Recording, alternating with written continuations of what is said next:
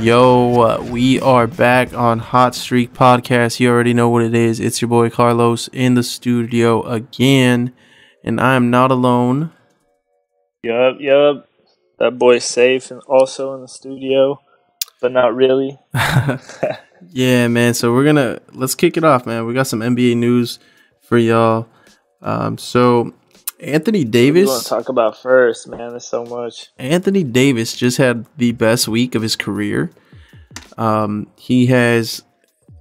think he won the Player of the Week already, and when we recorded this, it was a Tuesday, so that is pretty impressive. In the last week, I think he scored 45 points twice. So It's let's wild, bro.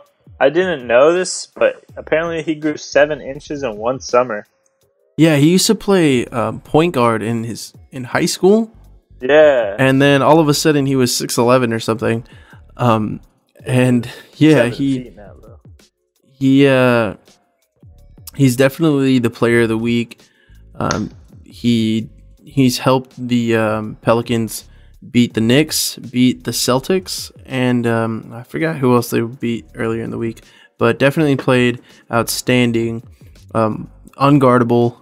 He actually broke 4 ankles in one of the highlights against I think it was the Trailblazers. He put 2 defenders on skates. It was ridiculous. But yeah, he's quietly one of the most dominant centers in the league. I feel like he doesn't get enough recognition in terms of his dominance. Yeah. Like, the dude can do everything. He can handle the ball, he can shoot, he's got a mid-range shot, finish around the basket. He's strong, he's athletic. The only reason is because he's not in a competing team, dude. So no one even, we don't see him in the playoffs. We don't see him.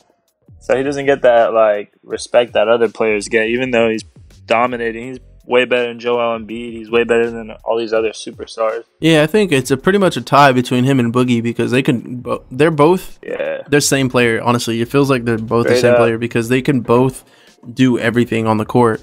And good thing Lakers are gonna get Boogie, so that's pretty chill. Yeah, I was about to say that brings up the question, how long can New Orleans keep Anthony Davis? Because he is their franchise. They drafted him solely for that reason, so they could bring some competition, bring some free agency power to New Orleans. I don't think it's going to work out for them. I've been hearing trade rumors who's targeting Anthony Davis. You hear the Warriors, you hear the Celtics. Potentially, the Warriors is definitely a long shot, but why not? Why not try and get Anthony Davis in free agency, or why not try to trade for him? I mean, you could trade Draymond Green and Klay Thompson for Anthony Davis, and still have a super team. And I don't know, man. Anthony Davis is a monster. He's unstoppable. They say the Mavs and the Lakers are because the Pelicans are claiming that they want to keep him. I don't know if they're trying to drive up his trade value, but they say the Mavs and the Lakers are their competition of re-signing him in the free agency. Yeah, and then same thing with Boogie. The Lakers are trying to. I've heard that they're making a huge push for DeMarcus Cousins in the offseason. If it doesn't work out in a trade this year, they're going to definitely pursue him in the offseason. I would definitely love to see that, just because DeMarcus Cousins in a Lakers uniform, running the floor while Lonzo's just throwing touchdown passes to him, sounds like it'd be great basketball. We need that personality too. Yeah, he's the tough guy. There's a bunch of young guys on the team, and there's no rock solid tough guy on the team that you could say he's the anchor. DeMarcus Cousins would definitely be the anchor on the Lakers team right now. Yeah, true. I mean, he had beef with Julius Randle, but I don't mind trading Randle if it means we get Cousins. Yeah. And that's another thing that was going on. So the Lakers, I've heard a lot of teams are hesitant to trade for Randle simply because the lack of minutes that he's getting. But then he's been playing extended minutes through injuries and just sporadic play due to the starters not playing so well. I think he's definitely a starter in this league. But the Lakers are feeling a little bit desperate to get rid of him because if not, another team can just sign him in the offseason because he's a restricted free agent. Or the Lakers are going to have to re-sign him and then figure out, like, hey, do we trust him enough to develop his game more, or is he still going to be one of those expendable pieces? I would really like for the Lakers to trade him this year, just because of the fact that the inconsistency and then freeing up cap space, because a lot of the players that the Lakers are trying to bring in play that 4 spot or potentially could play the 4. So it would be kind of hard for him to find a role on a team if Paul George and LeBron James and DeMarcus Cousins somehow end up in LA. He's going to be thrown onto the bench, and he's a very egotistical player, so he's not going to like being a bench player. That's true. I agree with everything you just said. And then I want to talk about the Cavaliers, man. The Cavaliers have been slowly imploding since the start of the season. They don't look like a superstar caliber team right now. With all the big names on their roster, they are playing very lackluster basketball. Defensively, I don't know what's going on. It seems like they can't guard anybody. Like, they really just don't know how to play defense. And LeBron James is out there putting his blood, sweat, and tears on the court in Cleveland, and no one is reciprocating that commitment to him. So I think LeBron is done in Cleveland this season. He's not going to be a Cleveland Cavalier next year. I don't know what that means for the league. I don't know where he's going to land, but I know for a fact he's not going to be a Cav. I do agree that, he's not going to... I don't think he's going to be a Cavalier next year. Well, I hope he's not, but I don't think it's panic mode just yet, honestly. It's been bad, but this usually happens with, like, the Cavaliers and LeBron's teams. Some part of the season, they go through some stuff. He's never been a 2-8 in the last 10, I guess, in, like, a few years, or since his first year. But, I'll start panicking in, like, 20, maybe 15 more games. Another thing that hasn't happened that just happened to LeBron this season, he's been blown out. His team has blown 2 25-point leads in back-to-back games, and no team has ever come back to win a championship that has happened to the regular season. So, I mean, in basketball, you could say, like, oh yeah, well no team has ever come back from a 3-1 lead. True, that was a fluke. That was a once-in-a-lifetime opportunity for that Cleveland team to beat the Warriors that year. But I don't think the Cavs are even going to make it to the finals. I don't see them being able to beat Toronto. I don't see them being able to beat the Celtics. The Bucks even. The Bucks play good team basketball, and that's what the Cavs don't do. They rely way too much on LeBron James to be LeBron James and be super. But yeah, he's aging. I'm not saying he's aging to the point where he's barely walking up and down the court. He's still the animal, the fantastic physical specimen that he is. But it's not going to get easier for him, especially if his team doesn't put in the same amount of work and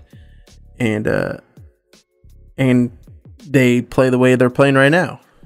I think they get better in the playoffs. Like, they're still third seed in the East. I don't see them beating the Celtics because Kyrie has, like, great experience, good coach, all that other stuff. They have team defense depth on their roster.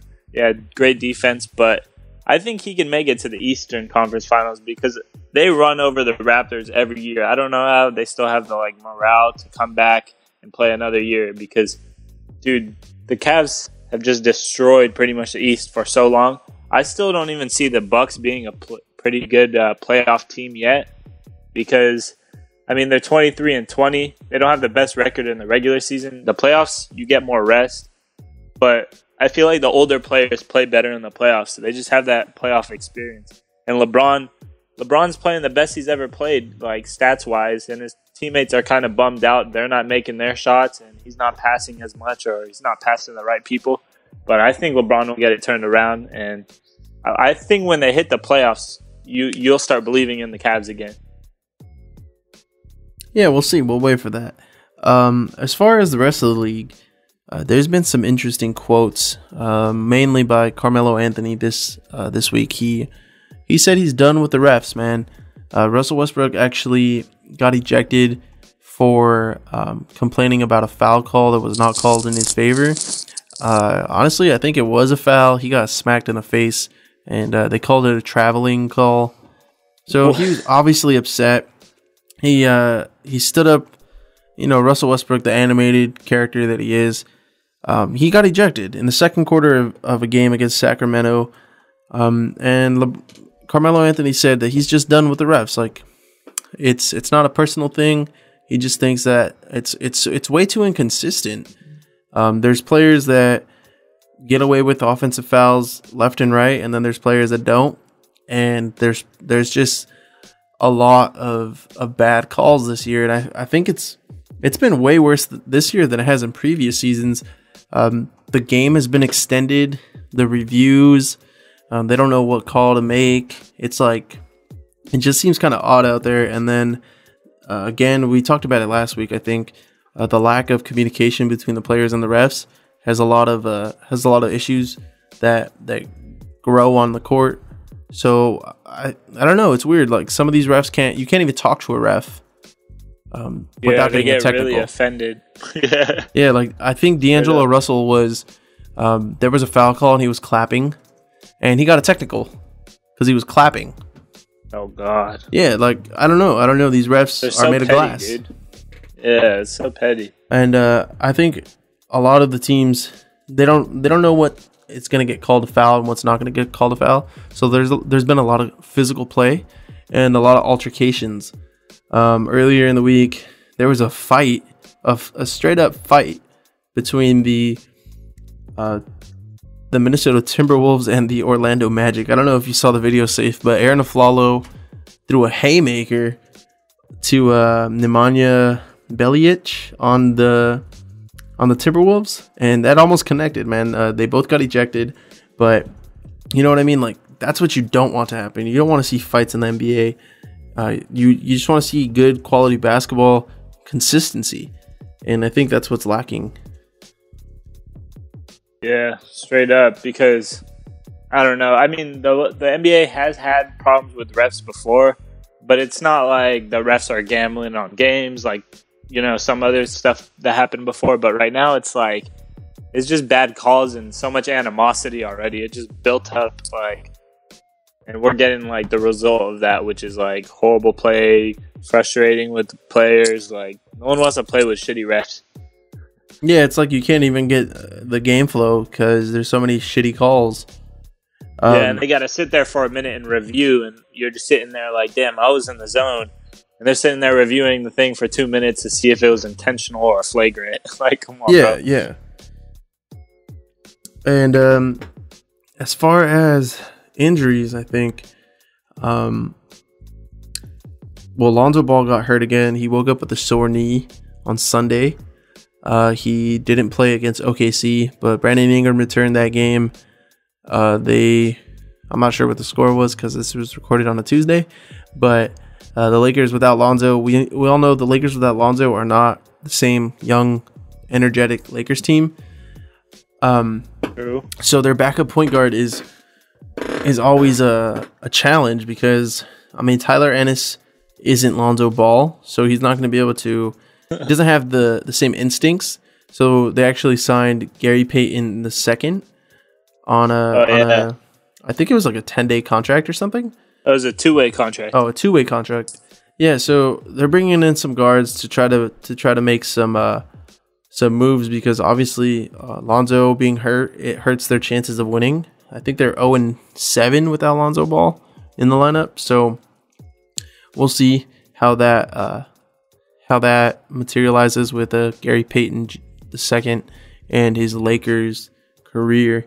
But Yeah, I think that's pretty much it for the NBA segment. Unless Safe has anything to add on. One thing, I guess, Jabari Parker was, I guess, making some moves on his injury report. He was assigned to the G League on Monday, and they actually recalled him from the G League on Tuesday, which is today. And he still has that same knee injury. I don't know if that means he's making a comeback or not yet, but oh yeah, and I think he's coming off of a torn meniscus or a torn ACL. Yeah. Zach LaVine actually just made his return this season, his Bulls debut, with coming off the ACL tear. So that's good. We have some more young athletic guys back. Hopefully they can stay healthy and help their teams. Yeah, hopefully Jabari Parker comes back before the All-Star break or right after. It'd be good. Nice to see how the Bucks put him into the rotation. Agreed. Yeah, so that's it for the NBA segment. Keep it locked. We got some good music coming up for you and some more news, NFL news, NFL news and soccer news coming up. This ain't no hot links. This ain't no hot chicks. It's Hot Street Podcast, man. And we're back with Hot Streak Podcast, guys. Hope you enjoyed the music. We got some NFL reports, I guess, from the last weekend's playoff game. We had some crazy outcomes. And Carlos, what'd you think of that Saints game? Oh my God, Vikings game, dude. Honestly, I left my house to go to dinner with my family with 2 minutes left on the clock. So then I saw the Saints scored a field goal, and I was like, damn, this game's pretty much over. Like 40 seconds left. That's enough time for something crazy to happen, but I doubt anything will happen. I mean, they're just going to play prevent offense or prevent defense and come out of Minnesota with a win. And then I saw we got to the restaurant and the game was on, and I'm like, damn, Minnesota has the ball, and they're not that far away. I mean, Hail Mary could happen, you know? And then it did happen. All they needed was a field goal. Yeah, all they needed was a field goal, too. Like, they didn't need to score a touchdown. And then he throws the ball up there, and I'm like, Stephon Diggs he's not wide open, but if he makes the catch and gets out of bounds right away, they're in field goal position. They got like 2 seconds left on the clock. Nah, dude decides to catch the ball and just run it back all the way. Like, I don't know what number 43 was doing on the Saints, but he totally missed the tackle. He missed the tackle so bad. They don't teach you how to tackle like that he's a professional football player, first off. So if your head is down and you're not looking where the offensive player is with the ball, how are you going to tackle him? He obviously misses, and Minnesota comes out with a walk-off touchdown miracle, and I think that's the first walk-off touchdown in divisional playoff history. So that, dude, I was at a loss for words, man. Like I couldn't believe it. I couldn't believe that he caught the ball and ran it in for a touchdown, and I couldn't believe he missed the tackle. Like, yeah. Wow. It was crazy, dude. I mean, I'm watching it right now. He missed the hell out of that tackle. But I don't know, dude. I don't know what he's thinking. But that was a crazy way to end the game. You saw Stephon Diggs, like, celebrating after. He thought he was Kobe, dude. He thought he just won the Super Bowl. Yeah, he thought, yeah. It was crazy. Everyone's going crazy, too. It was ridiculous. But, yeah, so that game was amazing. And then we also were spoiled with a Jaguars and Steelers game, which was pretty dope in itself too, right? Yeah, I don't think I've ever seen a score with a combined score of 87 points in a playoff game. Yeah, Jacksonville came out with a win, 45-42. I think the Steelers shot themselves in the foot like 4 times during this game. Yes, they didn't complete fourth down conversions. But the thing is, they were still there. Like, they were still coming back. I think the biggest mistake of the game for the Steelers was deciding to go for an onside kick with, I think it was 2 minutes left on the clock, and like about 2 minutes or something. And they went for an onside kick when they had all 3 of their timeouts left, and all you needed to do was was make sure that the Jaguars don't get a first down. But they decided onside kick. They ended up getting a penalty, and then Jacksonville decides to score on that same possession. So they were within 7, and then they were within 15 or 14. And then they try to come back, but it was just way too late. Too little, too late for Pittsburgh. And I don't know what they're gonna do with Le'Veon Bell, but he's threatening retirement if he gets franchise tagged. That guy's the best running back in the league, and if you don't pay the man, how are you going to keep him? Like, how are you going to keep him franchise tag without giving him the fair amount of money that he deserves? I mean, he's the only reason why they're in the playoffs. Basically, without them, they're a one-dimensional team. Without Le'Veon Bell, they have no running game. They're a one-dimensional team, and Big Ben is not the most accurate quarterback anymore. So, I mean, they got to reevaluate their decisions. Yeah, I definitely think so. We also had that Falcons and Eagles game, which was kind of a sleeper. It was a defensive struggle. Yeah. Their defense has played really well. I can't believe Julio Jones is 1 for 18 in the red zone. 4 touchdown receptions the season. And the whole year, he's only scored 1 red zone TD. Jesus Christ. That is very bad percentages. That is very bad for your fantasy team. And he ends up dropping the last catch of the game. I mean, it wasn't his fault. He was well covered. Even if he catches the ball, he lands out of bounds. So, yeah, man, Atlanta choked. They had everything to beat the Eagles. I just think the Eagles had that home field advantage, and that honestly does help. Yeah, I agree. I thought they were going to take the game, but I didn't think it would go down like that. But we also had the Patriots. This was the last game. We had the Patriots and the Titans. Yeah. And that went as we kind of expected it to go. Yeah. Tom Brady, obviously. The coaching for the Patriots is above every other coaching staff in the league. They know how to dissect a team, and they know the weaknesses. And what they did, they ran the no huddle against the Tennessee defense, because the Tennessee defense does not like to shift their defensive linemen, so they don't rotate them as often. I think they only had 4 defensive linemen active in the game, so they got them really tired pretty fast, and it was just too much to keep up against that New England offense. So they ended up coming out with the win. Not really surprising. The most interesting thing about this is the conference championships, because that Jacksonville defense is a Super Bowl caliber defense. Like, if you put that Jacksonville defense in order with like some of the great defenses that we've seen in previous years, you rank them pretty high, because you can't throw the ball against them, because either they'll pick you off, or you're gonna get sacked because their defensive line is really good and their secondary is really good, or you can't really run against them because they crowd the line of scrimmage. They have some really good fast linebackers that are good against the run, and it's tough. And every receiver that gets covered by them is one-on-one. So if you got a bunch of corners that can guard you one-on-one, you don't need extra help. Everyone's matched up perfectly. You get enough time to go against the quarterback and get that sack or get that interception. You know, pressure is going to be on the quarterback, and they're going up against New England. I don't know, man.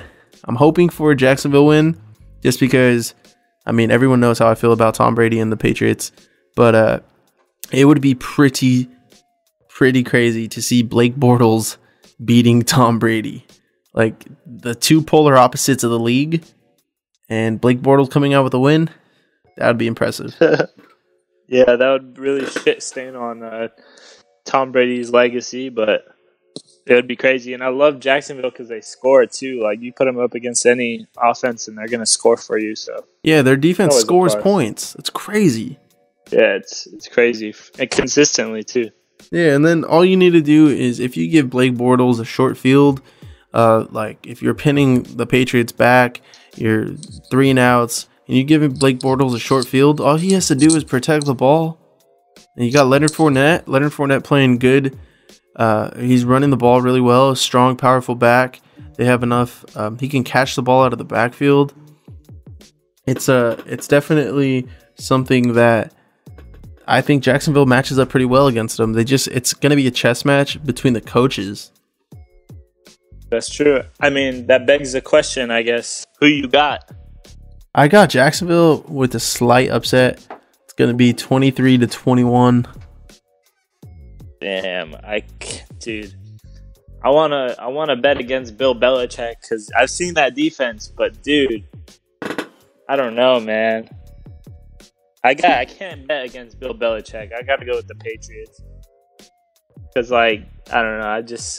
I don't know. You put up anyone against Billy B, Billy B. good old Billy B and Tommy B. I don't think they can be beaten. But what about the Minnesota Philadelphia game? What do you think about that? Oh, dude, that's gonna be another banger. I'm gonna say that I don't know. These are the teams I always root for every week. Like, I'm always thinking, okay, the Jags are gonna win, the Patriots are gonna win, the Vikings are gonna win. Damn, it's gonna come down to whoever has a better defense. But I'm gonna go with the Vikings on this one. Even though I hate the fucking Vikings. Yeah, the only way I think the Eagles beat the Vikings is if they pressure Case Keenum. He has a really bad quarterback rating once he's pressured, but their defense, I think the Philadelphia Eagles secondary is a little bit weaker. They're gonna have to match up against a pretty strong wide receiving group. And their tight ends for the Vikings are pretty strong too, but Minnesota's defense is gonna be a defensive struggle. I don't think you're gonna see a lot of offensive highlights in this game. You're gonna see way more defensive highlights. And I definitely agree. Honestly, I don't know who to pick, man. I think Minnesota has it destined for them to win the Super Bowls at their home. They may be the first team ever to play their Super Bowl at home, and has the chance to be the only team to ever win the Super Bowl at home. So it's going to be pretty interesting. Yeah, it should be good. You got anything else to add for the NFL segment? Yeah, we could talk about Ken Norton. So Ken Norton Jr. got hired by the 49ers to be their defensive coordinator, but the Seahawks called and they said, "Hey man, why don't you come work for us?" And he ditched the Niners and he went to Seattle. So that's gonna Savage. it's gonna be the second stint for Ken Norton Jr. in the Seattle defense. So I don't know. He's won a Super Bowl with them, with that core, and Pete Carroll. Obviously, he has that relationship with Pete Carroll. So maybe Seattle's defense could get a little bit better under Ken Norton. Yeah, hopefully, because that was one thing they had, and right now they don't. So hopefully they can get that back in order. I like that too because the rivalry between SF and Seattle is back on. Yeah. So man, I think that's pretty much it for the NFL segment too. Unless you have anything else to add. I think I think I'm good. I don't have anything. All right, for sure. So yeah, keep it tuned. Keep it locked. We are going to be right back with some more soccer news. And yeah, this is Hot Streak. Hey, how y'all doing? This is Saif, and you're listening to the Hot Streak Podcast. Yo, we're back on Hot Streak. It's time for the soccer segment, world soccer news. So first off, let's start in the Premier League. Arsenal season is over. They lost to Bournemouth this past weekend, and all hope for a top 4 finish has crumbled. Alexis Sanchez looks like he's going to be out of an Arsenal uniform this month. Mesut Ozil still has not signed a contract extension. There's possible talks of him moving to Juventus this month as well. Theo Walcott, another Arsenal player, has been sold. He's already an Everton player, and there's not much hope for the young Gunners right now. This season has been just completely disappointing. There's talks of Carlo Ancelotti having a verbal agreement with the club to be the next coach in the summer. That being said, it looks like it's Arsene Wenger's last season as the Arsenal coach. I don't really see him coaching anywhere else. I think it's time for him to retire. I think he actually leads the Premier League with most matches coached. It's like 800 or some shit.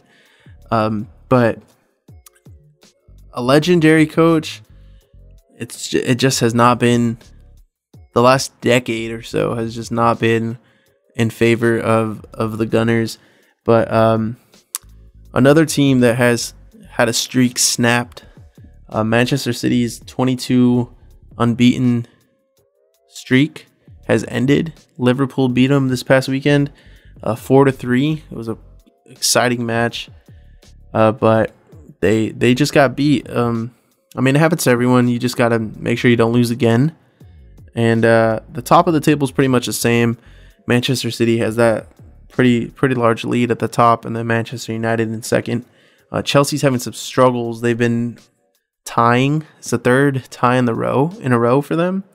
Not scored any goals in those 3 games, so that's pretty embarrassing for a team of that caliber.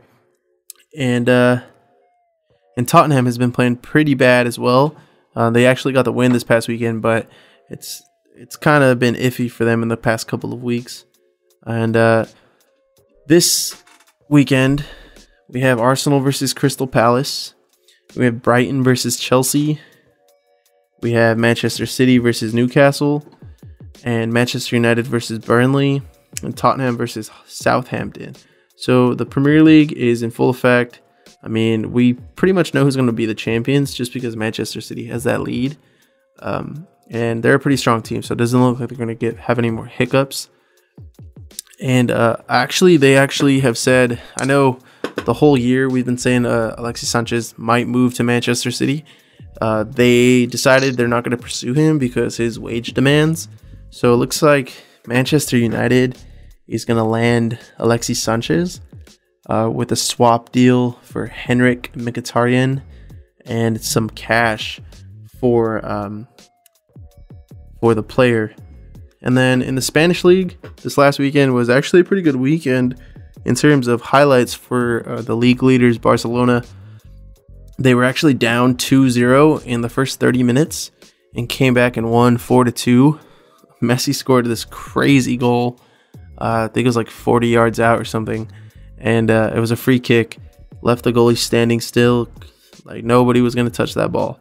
But, and then, to add a little bit more sweetness to the weekend, Real Madrid, they decided that they weren't going to show up, and they lost.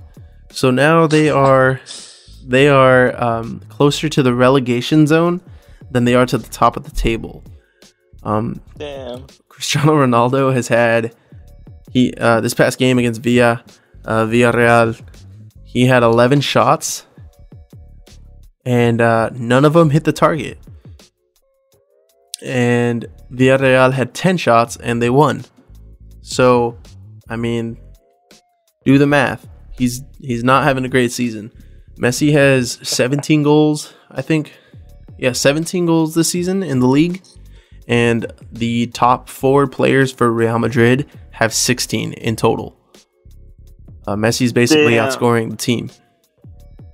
And let's see. So this weekend's games, we have Valencia versus Las Palmas, Atletico Madrid versus Girona, Real Madrid versus Deportivo La Coruña, and Barcelona versus Real Betis.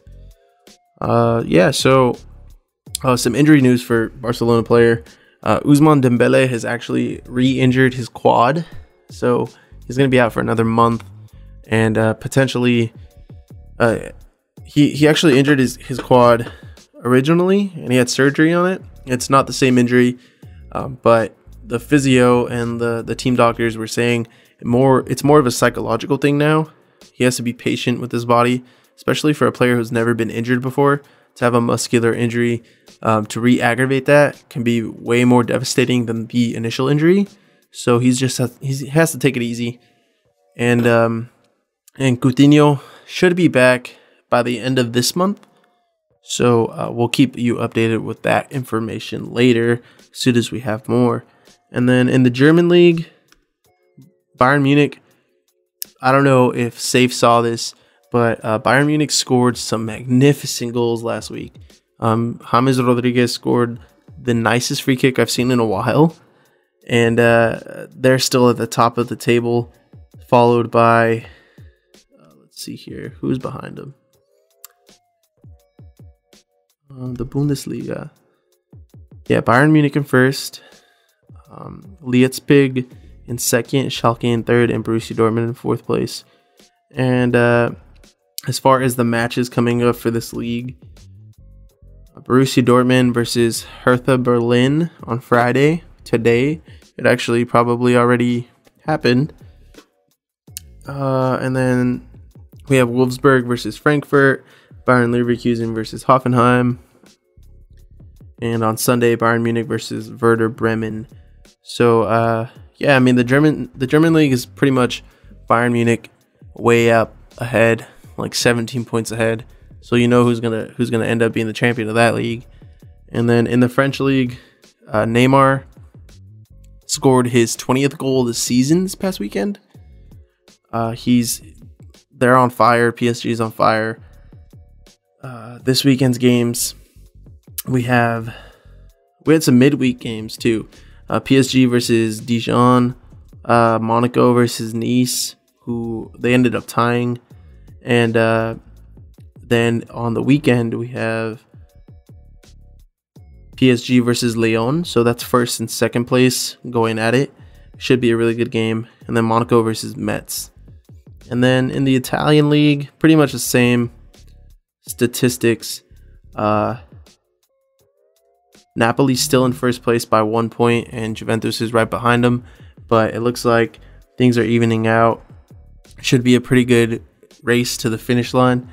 This weekend they have Napoli versus Atalanta, Inter Milan versus Roma, and Milan versus Cagliari, and Juventus on Monday versus Genoa. So that's pretty much it for the transfer rumors, or for the soccer segment. Transfer rumors: Arsenal may potentially be trying to acquire Pierre-Emerick Aubameyang. He's a striker on Borussia Dortmund right now. Very good striker. I don't understand why they keep buying strikers when they should invest in some defensive players, but Arsenal, do what you do. Hopefully they can get some wins strung together. It's so tough being an Arsenal fan. Like, as soon as you think you're going to get a win, you lose to a shitty team. And then you're like, you know what? My range of emotion is over. I'd rather, like, you're basically an alcoholic if you're an Arsenal fan, because that's the only way to continue being an Arsenal fan. You have to be completely belligerently drunk to follow these games. Like, it's ridiculous. But yeah, man, that's pretty much it for the soccer segment. Thanks for tuning in. Follow us on Instagram, Hot Streak Podcast, and Twitter, Hot Streak Pod, POD. Follow Caesar, CRP Shows, on Instagram, and on Twitter, CRP Shows too. CRPshows.com. Also. Yeah, Saif, you want to plug yourself? Nah, just follow us on Instagram, Hot Streak Podcast. Yeah, and for a sure. dope week. We'll catch you guys next week. More news, more soccer, more football, more everything. Peace.